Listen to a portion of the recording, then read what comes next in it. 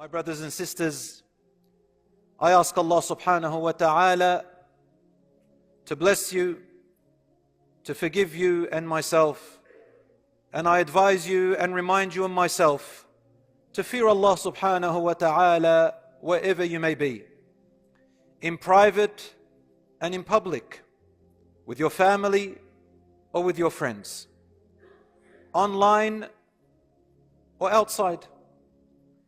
As Rasulullah sallallahu alayhi wa sallam said to Mu'adh, the young boy at the time, fear Allah ya Mu'adh, wherever you are. And whenever you do a sin, do a good deed after it. The good deed will wipe away the sin you did before it. And live with people and interact with them and treat them with goodness and with good character. He summed up the quality and character and purpose of a Muslim enough to enter paradise and to be saved from the fire. My brothers and sisters, Allah reminds us in the Quran, O you who believe, fear Allah and be God conscious wherever you are, and let every person and soul look towards what they have prepared for tomorrow. Tomorrow is after death. And Allah called it tomorrow because it truly is very short and very quick and very soon. Tomorrow is very near. إِنَّهُمْ يَرَوْنَهُ بَعِيدًا وَنَرَاهُ قَرِيبًا. Allah says that they who went against the Prophet ﷺ when talking about the Day of Judgment, and they denied it, and they thought that this is the only life and there's nothing after it, Allah says they assume and see that it is very far away if it exists to them, but we see it very close. Judgment Day is close, brothers and sisters. Allah says also, كَأَنَّهُمْ يَوْمَ يَرَوْنَهَا لَمْ يَلْبَثُوا إِلَّا عَشِيَّةً أَوْ ضُحَاهَا. On the day when everyone will be resurrected, it will be for the people as if they did not live on this earth except for an evening or its morning. Ask a person who is 40 years old, how quick did time pass? Ask a person who is in their 60s or 70s, how quickly did their years pass? And how many hopes and goals did they have? And how much of it were they able to reach? Everyone goes into their real home, the abode of the grave, while still have not fulfilled their hopes and their dreams. But for a believer, we know that we are only temporarily in this world like a wayfarer. كن في الدنيا كأنك غريب أو عابر سبيل. Be in this life as if you are a stranger or a wayfarer passing by. Do not confuse stranger with weird. A stranger is a person who looks at the environment and the location that they're at, but sees themselves following something which the majority are not. Sees themselves that they don't belong there forever, that they have another destination after there. This world is like that. And it is a mata'. Mata' is the Arabic word for when you use for luggage when you travel. You don't take everything with you in the luggage. Mata', temporary material that you use for your journey, just enough for the trip. Or as Ibn al-Qayyim rahmatullahi alayhi said, it is like a person in the desert passing by with his camel, and he arrives at the shade of a tree. He sits under the shade of the tree, enough to cool down and drink his water and rest, and then he moves on. The shade of the tree is this dunya that you and I are in. We are just wayfarers like that desert man passing by We sit in its shade for a bit, but we don't stay there, we move on to our destination. A believer lives their life with the hereafter in mind. And oh, what a bliss and a paradise that is. The paradise is in the heart, and insha'Allah, materialistically in the hereafter. However, brothers and sisters, this shows us the importance of time. Some of you I see very young are in your school holidays.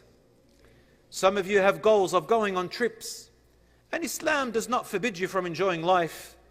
Islam does not forbid you from being entertained in the things that you like. Doing your hobbies, your interests. In fact, Islam encourages families to be invested in each other's interests. The husband invested in his wife's interests and vice versa. And the parents being invested in their children's interests and improving that relationship. However, only in the halal, not in the haram. And not letting interests and hobbies overtake your obligations and your duties. The Prophet ﷺ said in the hadith which is Rawah al-Bukhari, نعمتان مغبون فيهما كثير من الناس الصحة والفراغ. There are two blessings which Allah has given us. The majority of people, he said sallallahu alaihi wasallam, most people take them for granted. They are health and free time. Health and free time. Let alone those who use them in what displeases Allah subhanahu wa ta'ala. Our health before we get old. Our health before we get sick. Our free time before we have no time. Rasulullah sallallahu alayhi wasallam said, on the day of judgment, a person will not be allowed to move forward until he or she is asked about the following: about their youth and how they spent it. The youth is from when you reach puberty. I'll just use the common understanding or agreed upon, between 35 or 40. You're considered a shab, a youth. And they will be asked about their life from the moment you will reach puberty, because Allah does not hold children accountable, until you died. What did you do with your life? How did you live your life? And he will be asked about his wealth. How did you get it? From which sources? Halal or haram? And what did you spend it on? Not only where you got it from, but how did you spend it? Because wealth is an amana. It's a trust. A Muslim doesn't say, this is from myself, like the way Qarun said. He said, this is from me, not from God, not from Allah. So Allah says, فَخَسَفْنَا بِهِ وَبِمَالِهِ الْأَرْضِ. We made the earth swallow him and his wealth. What do you mean just from you? If it wasn't for Allah, we would have nothing. Therefore, it is an amana. And I read an article the other day, a business article, which said, looking at wealth, it said that people who have millions, affluent, rich, wealthy people, when they die, the wealth that they have, the millions, does not last beyond the second or third generation max. And then it vanishes as if it never existed. Allah, all your life working for it, vanishes within the third generation.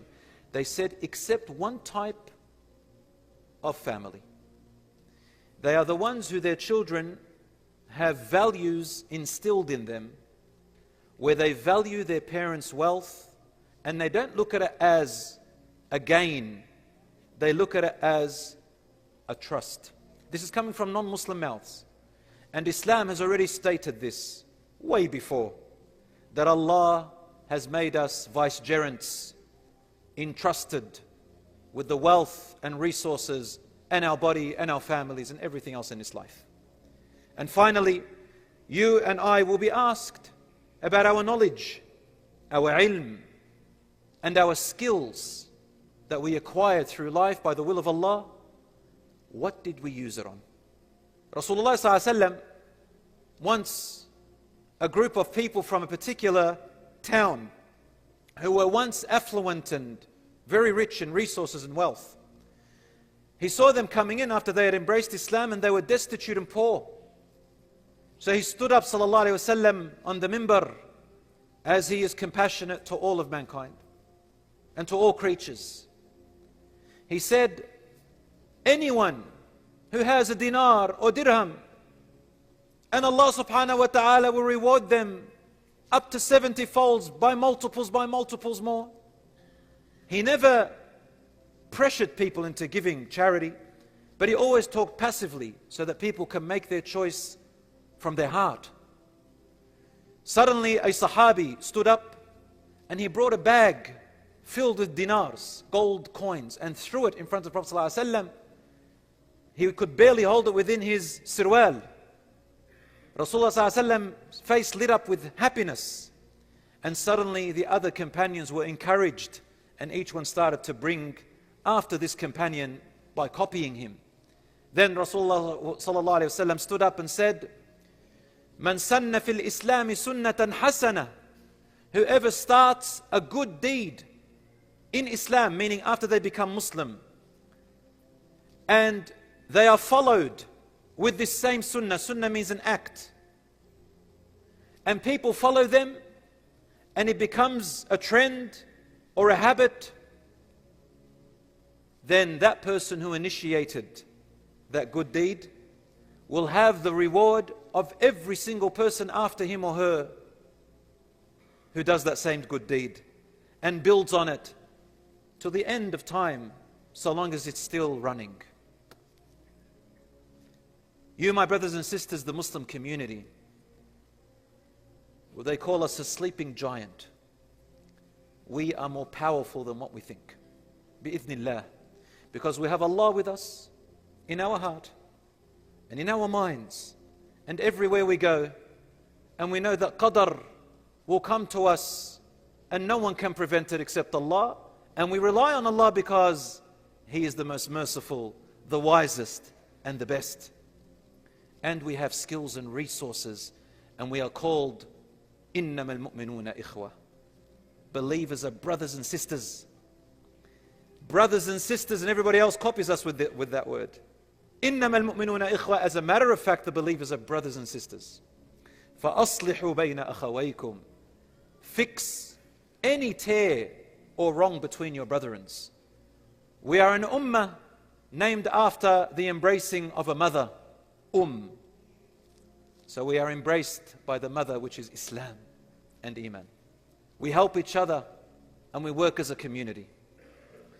I have not seen, mashallah, in my trip, a community so forward and advanced beyond where I came from in Australia, even a little bit more than the UK, mashallah, and Europe, than what I've seen here, tabarakallah, in the US, the Muslims. And mashallah, the services that you have, whoever started them, hani'an lahu. May Allah subhanahu wa ta'ala give him the great rewards, or her. They are blessed. This community that is built on whoever started and initiated this is the greatest investment. And it keeps going for that person in their grave. And everybody else who encourages to it. Your ongoing charity, knowledge and righteous children will still serve you bi-idhnillah after you have left this world, as you know. My brothers and sisters, therefore, a believer enjoys life but lives it with a purpose, monitors their actions and their resources, their wealth and their life, and keeps going with patience and perseverance until they meet Allah subhanahu wa ta'ala. And suddenly, your wealth, your health, your youth, your family, everything that you have that Allah gave you turns into a blessing not only in this world, but also in the hereafter. For Allah says, قُلْ مَنْ حَرَّمَ زِينَةَ اللَّهِ لِعِبَادِهِ وَالطَّيِّبَاتِ مِنَ الرِّزْقِ قُلْ هِيَ لِلَّذِينَ آمَنُوا فِي الْحَيَاةِ الدُّنْيَا خَالِصَةً يَوْمَ الْقِيَامَةِ. Say, Allah says, say and ask, who is it that forbid for the believers of Allah and the servants of Allah that they cannot entertain and enjoy the blessings of this life which Allah had opened for all of them to enjoy? Say it is for the believers completely, and nothing will be taken away from them in the hereafter from enjoying it. It is the following which Allah forbid: fahsha, indecent, dirty acts, and munkar, and things that are abhorred and haram, such as oppression, such as wronging and hurting others and taking their rights. Other than that, a Muslim lives their life in happiness like everyone else, but with purpose, and the hereafter is all yours, inshaAllah. So my brothers and sisters, utilize your time, utilize your hobbies and skills, utilize your free time, and may Allah subhanahu wa ta'ala bless you, forgive our sins and shortcomings, and may Allah subhanahu wa ta'ala give us all strength and you. My dear beloved brothers and sisters, the parents, your children are your greatest asset and investment in your life and your hereafter.